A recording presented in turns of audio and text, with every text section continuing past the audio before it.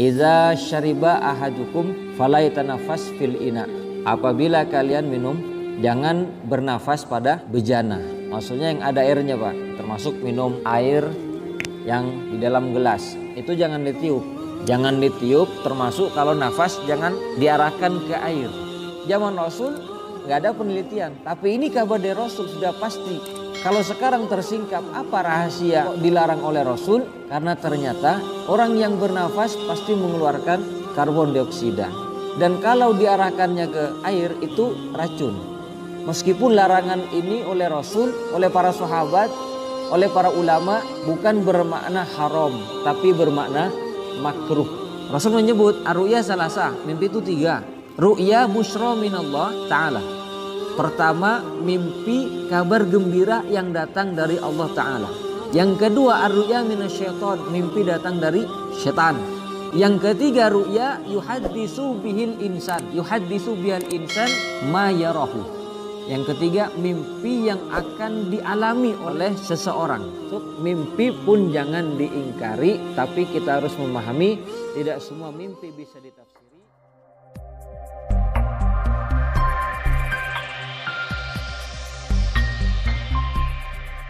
Hawa nafsunya, in huwa illa wahyun yuha.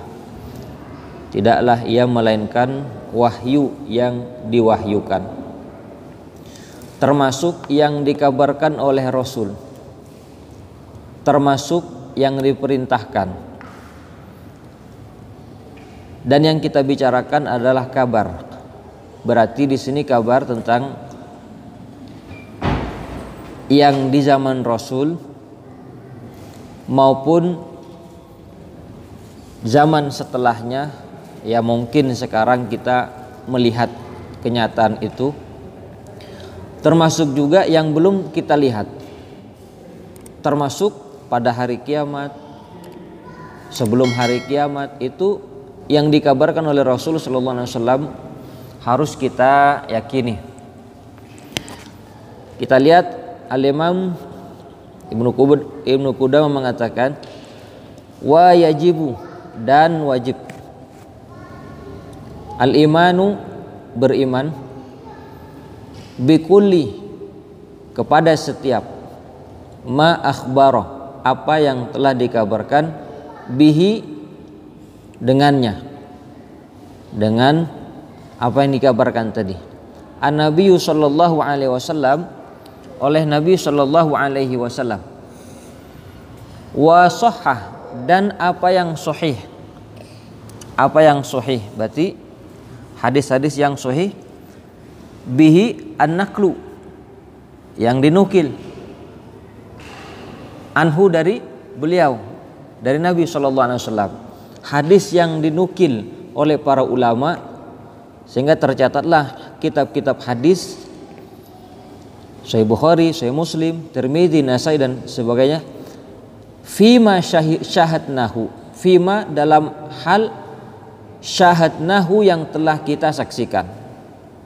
Maknanya hadis Nabi Shallallahu Alaihi Wasallam yang mungkin kita saksikan hari ini. Au ghaba anhu, atau yang masih gaib, yang belum terjadi anna, dari kita. Maksudnya yang belum kita saksikan. Ini penting, Pak. Karena apa yang dikabarkan oleh Rasul itu sudah pasti kebenarannya. Maka kita nyatakan na'lam, kita tahu, annahu haqqun, bahwasanya kabar dari Rasul hak, wasidqun, benar, wasawaun, sama saja, fi dzalika, dalam hal itu, ma aqalnahu, apa yang kita bisa melogikanya, bisa kita cerna, wajahilnahu, maupun yang kita nggak tahu. Pokoknya kalau datang dari Nabi Shallallahu Alaihi Wasallam, panika kotu, diyakini, dibenarkan, jangan kita tolak. Umpama yang kita telah menyaksikan, ya, yang telah kita nyaksikan, umpama apa? Umpama Rasul Shallallahu Alaihi Wasallam bersabda begini, Iza syariba ahadukum fala yatanafas fil ina. Apabila kalian minum, jangan bernafas pada bejana. Maksudnya yang ada airnya, Pak. Termasuk minum air yang di dalam gelas. Itu jangan ditiup. Jangan ditiup, termasuk kalau nafas jangan lari diarahkan ke air. Zaman Rasul nggak ada penelitian. Zaman sahabat, tapi ini kabar dari Rasul sudah pasti. Maka kalau sekarang tersingkap, apa rahasia kok dilarang oleh Rasul? Karena ternyata orang yang bernafas pasti mengeluarkan karbon dioksida. Dan kalau diarahkannya ke air itu racun. Jangan bernafas. Yang disemburkan, yang kita hirup lalu kita semburkan itu karbon, racun. Ternyata di sini Rasul benar. Meskipun larangan ini oleh Rasul, oleh para sahabat, oleh para ulama bukan bermakna haram, tapi bermakna makruh. Jangan meniup air yang mau diminum, maksudnya itu bermakna makruh, meniup air panas, umpama panas.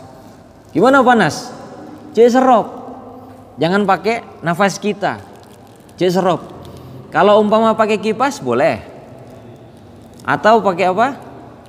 Ya kipas juga, Pak. Ada kipas angin, ada kipas pai-kepai gitu, Pak. Itu boleh dan tidak masuk pada larangan. Karena yang dimaksud ya tanafas, bernafas. Kita benarkan. Selanjutnya kata Nabi, wa idza bala ahadukum fala yamassa zakarahu biyamini. Kalau kencing salah seorang kalian jangan menyentuh tangannya dengan fala yamassa zakarahu biyamini, jangan menyentuh zakarnya dengan tangan kanan. Wala yatamassah, jangan mencucinya biyamini dengan tangan yang kanan. Larangan apa di sini? Larangan makruh, bukan larangan haram. Kita nggak bisa melogika, apa mata kenging nekuk si kanan, ya kan? Kita nggak bisa melogika, tapi karena dari Rasul sudah pasti itu wahyu dari Allah dan kita harus membenarkan. Au ma syahidna, apa yang kita saksikan. Itu diantaranya yang dikabarkan Rasul. Ya kita nggak tahu, Pak, nggak melogika. Tapi itu datang dari Rasul sudah harus kita benarkan. Atau begini, ada hadis lain. Rasul bersabda begini.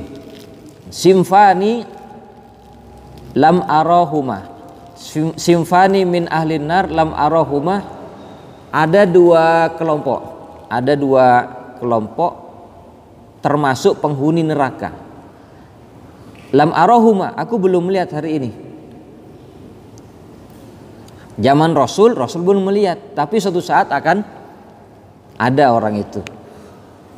Yang pertama, kaumun ma'hum siyatun yadribuna bihi annas. Kaum yang mereka punya memegang cambuk yang dipukul, digunakan untuk memukul orang-orang. Ya, zaman dahulu cambuk itu identik dengan bagian pengamanan, Pak. Apa istilah sekarang? Ya keamanan itu. Makanya ulama mengatakan, ulama kontemporer ya mengatakan, termasuk pengaman-pengaman yang memang ditugaskan, istilahnya sekarang formal maupun yang tidak formal, pengaman-pengaman aparat-aparat, termasuk itu yang digunakan untuk menzolimi manusia. Yang tidak formal, preman. Itu kaum. Rasul mengabarkan akan ada, tapi zaman Rasul belum melihat. Satu saat akan ada, kata Rasul. Ini yang pertama, yang cambuknya dipakai memukul, menzolimi manusia. Ya bisa bermakna cambuk hakiki atau cambuk kiasan, maknawi. Kalau zaman dahulu hakiki, Pak, karena cambuk itu identik dengan pengaman memang zaman dahulu. Kalau sekarang kan kiasan, maknawi. Jadi pada intinya bagian pengaman-pengaman, penggiring-penggiring itu. Wa nisaun kasiyatun ariyatun ma'ilatun mumilatun ru'usuhunna ka'asnimatil bukhti al-ma'ilah lam yadkhulnal jannata wa la yajidna rihaha. Hadis riwayat Imam Muslim, Imam Bukhari. Termasuk perempuan yang berpakaian tapi bertelanjang. Berpakaian tapi bertelanjang. Kasiyatun ariyatun. Apa maksudnya ini? Ini para ulama dijelaskan berpakaian, baik pakaiannya itu tidak cukup karena memang ukurannya kecil. Ya ada kan? Berpakaian ya memang modelnya begitu. Ada orang berpakaian seperti ihram. Atas sama itu Pak. Begini berpakaian seperti orang ihram. Nah, sini ya Pak ya. Hanya di sini aja, di sini nggak pakai. Atasnya. Ada yang berpakaian seperti kekecilan, bujel tinggal ya Pak. Itu masuk. Karena memang kosir kecil. Ada yang makna pakaian itu li rokik karena tipisnya. Tipis sampai ketat kelihatan bentuk-bentuknya. Saya nggak ring bini. Mun beda ring bini berpakaian semacam ini berarti berpakaian tapi sebenarnya bertelanjang. Kekecilan sampai lekuk-lekuknya tinggal ya Pak. Sampai model gitar kah Pak? Padang. Dan itu mendatangkan syahwat bagi kaum laki-laki. Sedangkan perempuan yang menutup auratnya dengan benar itu kriteria diantaranya berpakaian tidak sampai membuat nampak lekuk-lekuk. Nah, termasuk gunung Napagasa kelihatan itu termasuk Pak. Karena kan tipis dan kekecilan. Mumilatun kalau berjalan lenggak-lenggok. Masuk ini juga berjalan lenggak-lenggok. Biar kelihatan indah di pandangan laki-laki. Karena memang perempuan itu cenderung menampilkan kebolehan fisik Pak. Memang semacam itu. Apa istilahnya? Tebar pesona lah. Ma'ilatun, punya kecenderungan dirayu maupun merayu, gampang digoda. Ru'usuhunna ka'asnimatil bukhti al-ma'ilah, rambutnya seperti punuk onta, gelung atau berurai seperti ekornya. La yadkhulnal jannah, tidak akan masuk surga, wala yajidna riha, dan tidak akan mendapatkan bau surga. Zaman Rasul nggak melihat, tapi zaman sekarang ada. Kita harus membenarkan. Makanya nikah termasuk penting Mbak. Kula ben sampean mau ada pengajian kangkui mainga, kula ben sampean saling mengingatkan istri kita, anak perempuan kita kalau berpakaian harus yang syar'i. Yang syar'i. Kalau membelikan pakaian, belikan yang syar'i. Jangan dibiarkan. Karena kalau seorang suami atau seorang bapak membiarkan di kalangan keluarganya ada yang bermaksiat dari kaum perempuan, termasuk pakaiannya tidak syar'i sehingga nampak maksiat, lalu membiarkan, itu namanya dayus. Jadi dayus itu bukan hanya seorang suami membiarkan istrinya bermain dengan laki-laki lain, bukan itu aja Pak. Tapi dayus itu laki-laki dalam rumah dia membiarkan anak istrinya bermaksiat, itu termasuk dayus. Dan dayus itu maktubun, tertulis nanti dari kiamat di depan pintu surga, haramun ala dayus. Tertulis di depan pintu surga, haram kepada laki-laki yang dayus. Penting nih Pak. Ini yang kita lihat apa yang dikabarkan oleh Rasul Shallallahu Alaihi Wasallam. Au ghaba anna, atau yang masih gaib dari kita, yang belum terjadi. Banyak yang belum terjadi. Termasuk tanda-tanda kiamat, akan turunnya Nabi Isa, turunnya di Syam, di gerbang di menara Masjid Menara Putih, lalu nanti akan ke Palestina, akan membunuh Dajjal di depan gerbang Lut. Itu belum terjadi, masih gaib bagi kita. Kita harus membenarkan. Atau tentang siksa kiamat yang Rasul Shallallahu Alaihi Wasallam mengabarkan. Walam nattali, dan belum kita mentelaah ala hakikati maknahu, atas hakikat maknanya. Kita belum tahu, kita belum mengkaji, tapi kita mendengar Rasul bersabda begini-begini. Kita harus membenarkan dan meyakini annahu hakun wa sidqun, itu benar dan hak. Misal hadisil Isra'i, hadis tentang Isra wal Mi'raj dan Mi'raj. Wa kana, dan adalah beliau Rasul sallallahu alaihi wasallam yaqzatan, dalam keadaan sadar, tidak tidur. La manaman, la tidak manaman tidur. Fa inna, karena sungguhnya Quraisyan, orang-orang Quraisy jahiliyah, angkarathu, mengingkari hadis peristiwa Isra dan Mi'raj yang dialami oleh Rasul sallallahu alaihi wasallam. Wa akbarathu, dan mereka sombong menolak.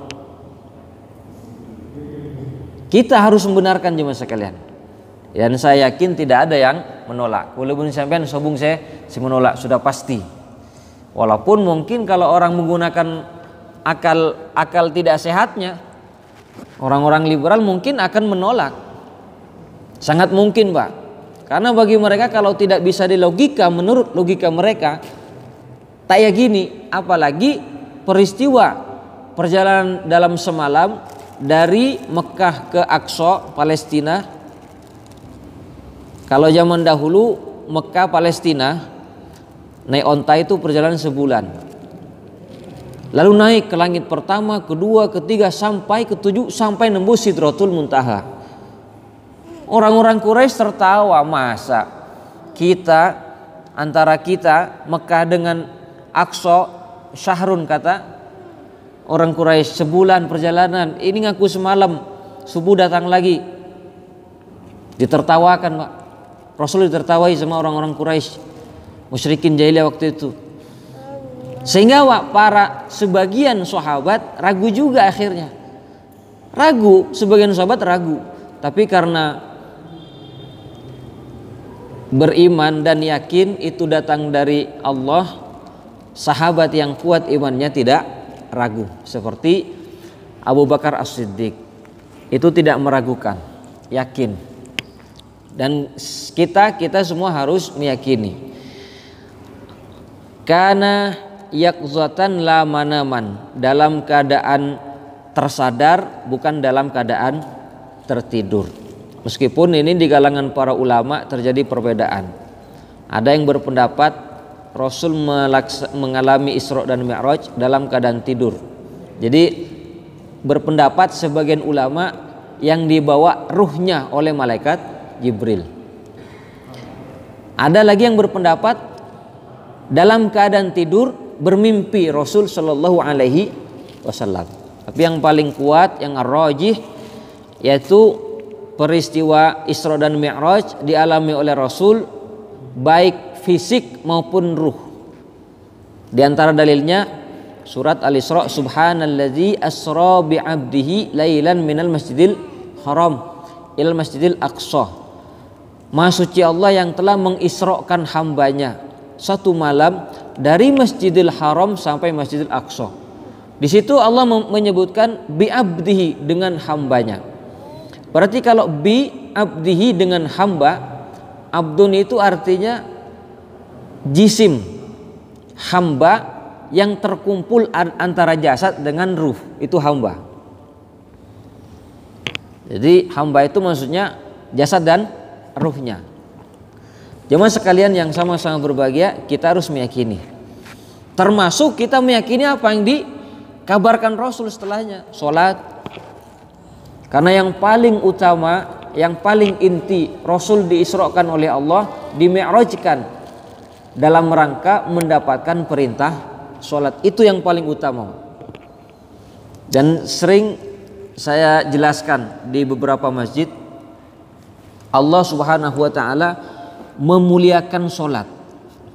Sampai-sampai untuk memerintah kepada Rasul itu enggak langsung melalui malaikat Jibril, tapi diperintah Jibril membawa Rasul Isra dan Mi'raj sampai nembus langit ke-7. Nembus ke langit ke-7. Ternyata di Sidratul Muntaha malaikat Jibril enggak ikut. Cuman nembus sampai langit ke-7. Apa maksudnya? Allah hendak memberi perintah sholat. Untuk memerintah sholat yang 5 waktu Allah panggil. Mungkin yang semakin nih Pak, beda panggilan dari pusat, beda dengan undangan atau dikasih kabar. Itu dipanggil dulu. Berarti ini sesuatu yang sangat penting. Sesuatu yang sangat penting, sholat. Biasanya kan dikirim WA, SMS, atau dikirim utusan. Ya penting juga. Berarti sholat itu sangat dimuliakan oleh Allah. Bedanya dengan puasa, Allah perintah malaikat Jibril menyampaikan ayat, ya ayyuhalladzina amanu kutiba alaikumus syiyam. Allah memuliakan sholat dengan cara Rasul dibawa, diangkat ke Sidratul Muntaha. Cuman kadang kita yang banyak meremehkan sholat. Harus kita benarkan tentang sholat, tentang setelah itu Rasul kan melihat peristiwa yang akan terjadi di neraka maupun di surga, siksa-siksa. Termasuk mungkin ada yang bertanya, apakah yang dilihat oleh Rasul Shallallahu Alaihi Wasallam siksa neraka itu kan belum terjadi, kenapa dilihat? Berarti itu sudah terjadi. Maka ulama menjelaskan apa yang disaksikan oleh Rasul tentang siksa neraka dan surga itu belum terjadi. Cuman bagi Allah sangat mudah untuk memperlihatkan kepada Rasul Shallallahu Alaihi Wasallam. Termasuk juga ulama mengatakan apa yang disaksikan oleh Rasul itu yang akan terjadi nanti. Di antaranya apa? Rasul bersabda, "Ra'aitu aktsara ahlin nar an-nisa." Aku melihat paling banyak penghuni neraka itu perempuan. Ini kah boleh beli ke ibu boleh nih kah Pak? Yang paling banyak penghuni neraka adalah perempuan. Kenapa perempuan? Karena perempuan suka mengingkari suami. Mengingkari suami. Ini perempuan suka mengingkari kan biasanya dengan apa? Dengan lisannya. Sampai kalau perempuan marah kata Nabi, dia berkata, "Ma ra'aitu minka hasan." Saya enggak melihat kebaikan darimu suamiku. Karena perempuan kalau berbicara itu gampang sekali. Ngomelnya itu Pak. Saya juga sering menjelaskan ini. Maka ibu-ibu kalau marah kepada suami tahan lisan. Perempuan kalau sudah berbicara, kalau sudah ngomel kalah laki-laki Pak. Dan itu kata ahli psikologi, dalam sehari perempuan itu kalau bicara lebih banyak kalimat-kalimat yang diungkapkan. Tembang ring laki. Cak mungkin nggak? Mungkin anak ring laki 2.000, bini nikah 10.000 Pak. Itu biasa kan? Tapi ini jangan jadi dalil. Cak pateti dalil biasa ring bini caremi. Justru wanita yang soleha itu kalau betul-betul menjaga adabnya kepada suami, dia akan menjaga lisannya. Dia tidak akan berkata mara'aitu minka hasan. Saya tidak melihat kebaikan darimu, padahal kebaikannya banyak. Maksudnya umpama suatu saat reng laki salah ya di depan wanita, di depan istrinya salah. Tahan. Karena kesalahan suami itu mungkin sekali 2 kali, tapi baiknya kan banyak Pak. Sehingga perempuan yang soleh, istri yang soleh, dia akan tetap menghormati suaminya, tidak menyebut keburukan-keburukannya. Dan ini bahaya, karena perempuan banyak mengingkari suaminya, itu yang membuat mereka masuk neraka. Kebanyakan penghuni neraka adalah perempuan, kata Nabi Shallallahu Alaihi Wasallam. Pak yakin nggak nareng bini nikah menurut masuk surga gampang, pita benteng laki. Reng bini menurut masuk surga sangat gampang. Rasul bertanya kepada seorang wanita, kamu sudah nikah? Iya ya Rasulullah. Gimana kamu menyikapi suamimu? Ya Rasulullah, saya sikapi suamiku, saya layani dengan baik, saya taat kepadanya. Rasul bersabda, innama huwa naruki wa jannatuki. Suamimu itu bisa jadi nerakamu atau bisa jadi surgamu. Gampang. Reng bini mundur masuk ke surga, perlakukan suami dengan baik. Ini kabar dari Rasul juga, Pak. Kabar dari Rasul harus kita benarkan. Boleh reng bini. Reng bini dengakin nikah. Jadi jemaah sekalian yang sama-sama berbahagia, ibu-ibu khususnya, kalau mau menjadi penghuni surga gampang, taati suami dalam hal yang baik. Atau kalau mau masuk neraka, perlakukan suami dengan tidak baik, gampang. Pita benteng laki mau masuk surga harus banyak yang dikerjakan. Jemaah sekalian yang sama-sama berbahagia, kembali kepada Isra dan Mi'raj yang dialami oleh Rasul Shallallahu Alaihi Wasallam. Itu adalah benar meskipun kita tidak bisa melogika. Tak bisa, tak ada pikiran gula Pak bun sembian. Rasul mangkat ki mios dari Mekah ke Palestina Al-Aqsa. Lalu dari Al-Aqsa nembus ke langit pertama, kedua, ketiga. Dalam sebuah hadis dari Abdullah bin Mas'ud, langit pertama, kedua, satu langit kepada langit yang satunya berapa jaraknya? 500 tahun. Coba bayangkan. Tak ada apa pikiran gula Pak. 500 tahun, kedua, nembus ketiga, nembus keempat. Itu 500 tahun masing-masing. Belum nanti langit ketujuh nembus ke arsy, sebelum arsy di atas langit ketujuh itu ada kursi, ada air, ada kursi, ada arsy, itu masing-masing di bawah arsy. Sidratul Muntaha masing-masing 500 tahun. Tak masuk akal. Kulun sampean tak ada apa pikiran. Tapi karena itu kemampuan dan kekuasaan Allah sangat mungkin, kita percaya saja. Mampu, gampang bagi Allah. Harus kita yakini. Walam tungkar al-manamat, dan jangan diingkari tentang al-manamat. Manamat itu maksudnya mimpi dalam tidur. Jangan diingkari mimpi dalam tidur. Apa maksud ketika? Berarti di sini juga menyebutkan tentang mimpi-mimpi yang terjadi, dan Rasul sudah menyebutkan dalam hadisnya ar-ru'yah as-solihah, ru'yah solihah, mimpi yang benar, juz'un min sittah wa arba'ina juz'an minan nubuwah. Ini dalam hadis Rasul, mimpi yang benar, yang soleh itu salah satu bagian dari 46 tanda kenabian. Bahkan tanda kenabian yang masih tersisa ya ini ru'yah yang soleh, mimpi yang benar dalam tidur Pak, dalam tidur. Ya tidak semua mimpi lah, karena mimpi itu Rasul sendiri menyebut. Ini kabar Pak, harus kita benarkan. Rasul menyebut ar-ru'ya salasah, mimpi itu 3.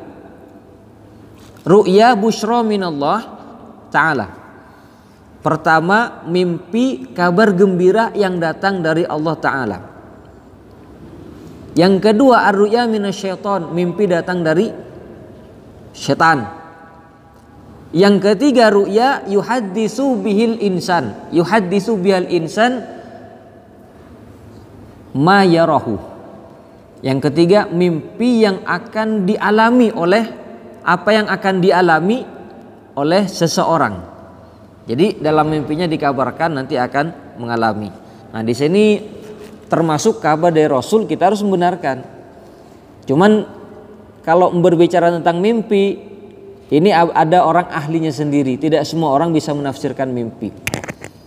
Kalau para sahabat banyak termasuk Rasul sering bermimpi. Pernah bermimpi. Para sahabat, Umar bin Khattab, Abu Bakar As-Siddiq, dan sahabat yang lain itu bermimpi. Di antaranya ya, contoh Pak ya, Aisyah bercerita kepada bapaknya Abu Bakar As-Siddiq, "Bapakku, semalam saya mimpi." "Mimpi apa, Nak?" "Saya mimpi datang kejatuhan bulan ke dalam rumahku. Pertama, kedua, ketiga. Ada 3 bulan yang jatuh ke dalam rumah." Maka Abu Bakar As-Siddiq menjelaskan, "Rumah kamu itu nanti akan menjadi makam, kuburan orang yang terbaik." Ternyata betul apa yang dilihat dalam mimpi Sayyidah Aisyah. Di rumah itu menjadi kuburan Rasul, kuburan Abu Bakar As-Siddiq, dan kuburan Umar bin Al-Khattab. Itu benar, Pak. Berarti walaupun sampean kadang mun tak tahu ilmu Pak, share nafsir. Karena apa? Karena kadang mimpi manika dari setan, Pak. Biasanya mimpi-mimpi yang bikin takut. Tabung orang patenaa jatuh dari atas dikejar hewan, biasanya begitu. Itu mimpi dari setan dan dimulainya kadang tidak doa. Tapi kalau mimpi yang bisa ditakwil itu bisa, selain orang mukmin, orang kafir juga bisa, Pak. Fir'aun amimpe, kan kafir. Amimpe. Makanya Fir'aun bermimpi apa? Mimpinya Fir'aun nanti dari Palestina itu muncul cahaya. Yang cahaya itu api itu membakar setiap rumah orang-orang Kipti, suku Kipti, sukunya Fir'aun di Mesir. Maka Fir'aun memutuskan setiap bayi yang terlahir laki-laki itu harus dibunuh atas isyarat dari para takwil mimpi di zaman Fir'aun. Penting nih Pak. Di orang kafir bisa juga bermimpi, Pak. Selain itu mimpi bisa dialami siang maupun malam. Mimpi malam atau siang. Itu juga dibenarkan. Makanya ada ulama yang mengarang kitab Tafsirul Ahlam, terkenal nih kan. Namanya Muhammad bin Sirin, seorang tabi'in sezaman dengan Hasan Al-Basri. Sezaman dengan Hasan Al-Basri, Tafsirul Ahlam. Terus ulama-ulama selanjutnya ada lagi ulama yang kontemporer seperti Syekh Abdul Ghani An-Nabulsi. Dan tidak semua orang bisa menafsiri mimpi. Bisa dipelajari tentang tafsir mimpi dan ada yang memang Allah kasih. Umpama dalam kitab Tafsirul Alam dikatakan, gimana kalau bermimpi bertemu dengan Nabi Yusuf? Bermimpi berjumpa dengan Nabi Yusuf. Maka Imam Muhammad bin Sirin mengatakan orang itu akan menjadi seperti Nabi Yusuf, menjadi pentakwil mimpi. Begitu tina Nabi, Pak. Mau menjadi orang yang bisa menafsirkan mimpi. Mimpi melihat bintang, macam-macam tafsir, Pak. Lihat bintang. Kalau bintang bercahaya dengan bintang jatuh itu beda. Kalau mimpi bintang jatuh dari tempat besar atau banyak itu beda lagi tafsirnya. Bang Pak. Mimpi nih Kak. Termasuk saya sendiri orang yang sering bermimpi, saya lihat dalam tafsir itu menjadi kenyataan. Sebelumnya corona, keker bintang, jatuh bintang, dahsyat.